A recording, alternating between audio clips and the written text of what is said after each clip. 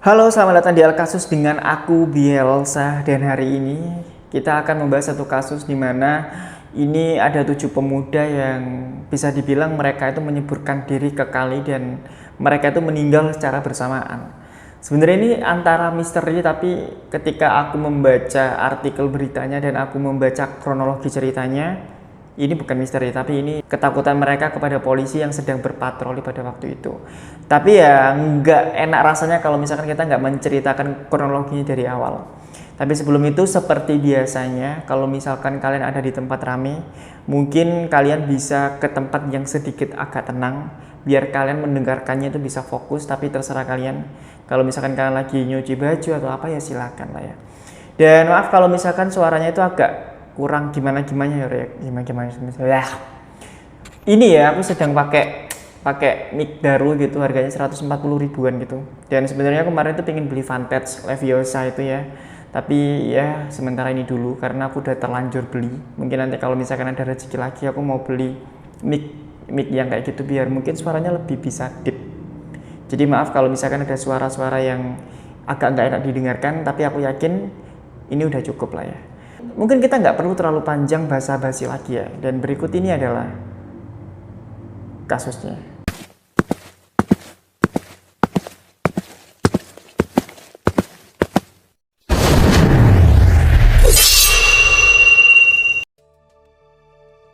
Peristiwa ini itu terjadi di Kali Bekasi, Jatiasi, Kota Bekasi, Jawa Barat, yaitu hari Minggu tanggal 22 September 2024.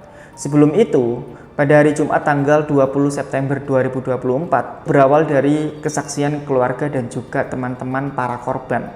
Mereka ini tuh awalnya kumpul-kumpul biasa, saling sapa, ngobrol, dan cuma komunikasi dan bersenang-senang aja. Karena awalnya mereka itu hanya ingin merayakan ulang tahun salah satu dari teman-teman mereka. Awalnya, mereka itu berkumpul di Cikunir, dan selanjutnya mereka itu berpindah tempat ke sebuah rumah untuk bersantai dan ngobrol-ngobrol seperti biasanya.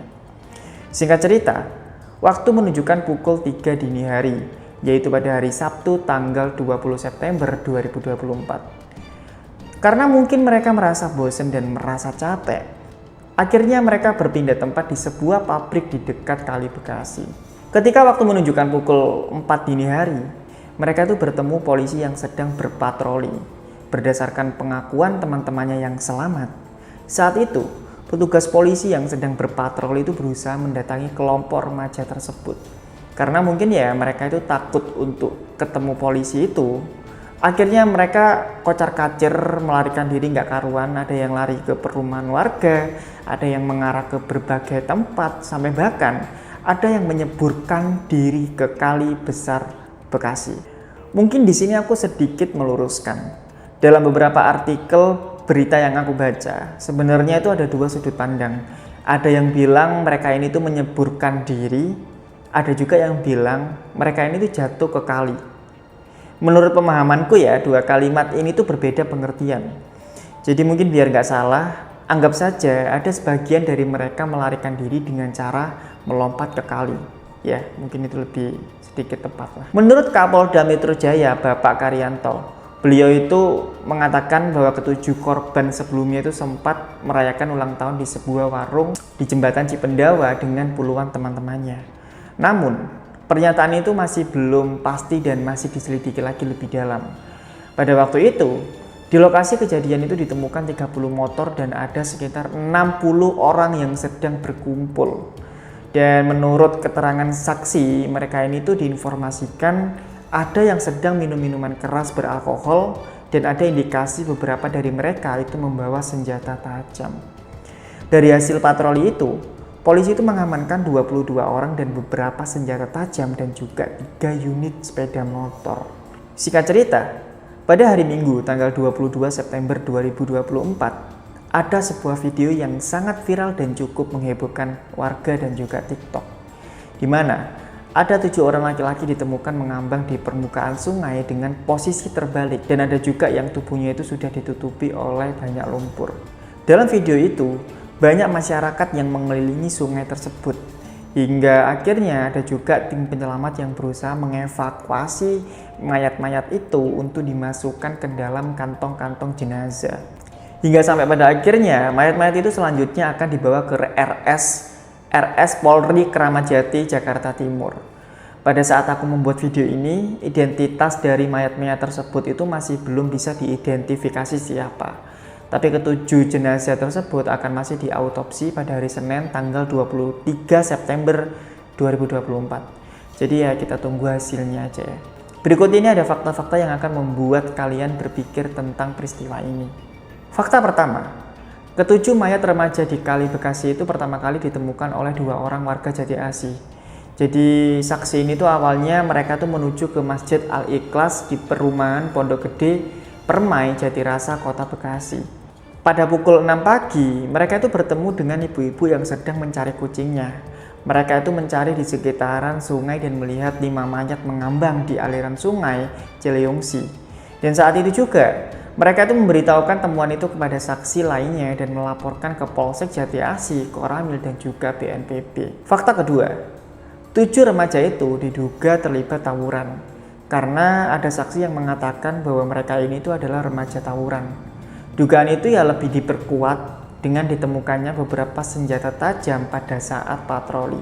Namun lagi-lagi dugaan ini itu masih belum diselidiki lebih dalam lagi.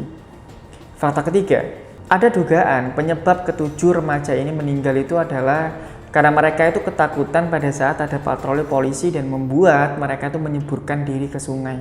Tapi ya pernyataan ini tuh masih belum resmi diumumkan oleh polisi. Jadi ini masih dugaan saja, kita tunggu aja gimana ya nanti kasusnya itu seperti apa. Fakta keempat, polisi itu menemukan 21 bilah senjata tajam berupa celurit di dekat TKP. Senjata itu milik 22 remaja yang diamankan tadi. Polisi juga mengamankan 30 unit motor dan 8 unit handphone. Fakta kelima, keluarga itu diminta membantu proses identifikasi mayat agar nantinya ya kelihatan identitas dari para mayat-mayat tersebut. Semakin banyak barang yang dibawa, maka akan semakin cepat pula membantu identifikasi ketujuh mayat tersebut. Dan sambil menunggu hasil dari ini semua, kita doakan semoga mereka diterima amal ibadahnya dan semoga polisi dan juga para tim penyelamat dilancarkan dalam menemukan keluarga masing-masing dari para remaja yang meninggal tersebut. Mungkin di sini aku akan sedikit memberikan komentar soal peristiwa ini ya. Jujur ya, kalau misalkan mereka ini terbukti adalah remaja yang melakukan tawuran, menurutku miris banget sih. Apalagi katanya juga masih ada yang di bawah umur gitu. Menurutku pihak polisi di sini nggak salah karena mereka ya namanya patroli ya di jam segitu terus ada kumpul-kumpul nggak jelas gitu ya, sangat wajar banget kalau misalkan polisi datang terus mencari tahu ada acara apa, kenapa dan ngapain subuh-subuh kok waktunya orang tidur gitu, mereka belum tidur dan masih keluyuran.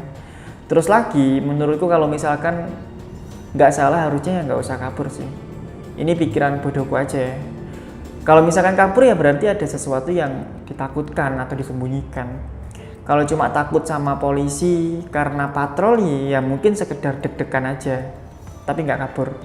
Sekali lagi ini opiniku ya, kalian nggak perlu membenarkan opiniku ini. Menurutku pemuda-pemuda yang membuat kerusuhan dan tawuran nggak jelas itu sayang banget sih. Bayangkan kalau misalkan orang tua mereka itu tahu itu gimana perasaannya gitu kan ya. Apalagi kadang-kadang ya orang tua itu nggak tidur sampai anaknya itu bener-bener pulang, biasanya sih gitu ya. Tapi kadang-kadang ada anak itu nggak sadar diri dan sok aja gitu menurutku. Tapi terlepas dari itu semua, kita doakan semoga peristiwa ini itu tidak terulang lagi. Dan remaja yang tawuran menurutku nggak perlu dibimbing sih, dikasih efek jerah yang bener-bener jerah aja. Kayak misalkan di penjara beberapa bulan atau gimana gitulah, biar jerah gitu. Atau disuruh bersih-bersih desa selama setahun atau 2 tahun full gitu ya, biar ada efeknya sama masyarakat gitu lah. Tapi capek sih ya kalau misalkan ngingetin orang-orang yang ngeyel gitu, yang ada malah kitanya yang kesel sendiri ya kan. Intinya ya semoga semua tidak terulang lagi dan keluarga para remaja ini semoga disehatkan, ditabahkan dan semoga ini semua bisa menjadi pembelajaran buat kita ke depannya untuk tidak melakukan sesuatu yang merugikan diri sendiri atau orang lain. Kalau misalkan kalian punya informasi terbaru soal kasus ini, mungkin kalian bisa komentar di bawah ini. Dan sekali lagi terima kasih buat kalian yang sudah nonton kasus dan maaf kalau misalkan suaraku itu agak kurang gimana gitu ya. Karena ini ya perdana aku mencoba mic baru gitu. Terima kasih buat kalian sudah nonton El Kasus sampai habis, dan terima kasih buat kalian sudah subscribe. Sampai jumpa lagi di El Kasus selanjutnya.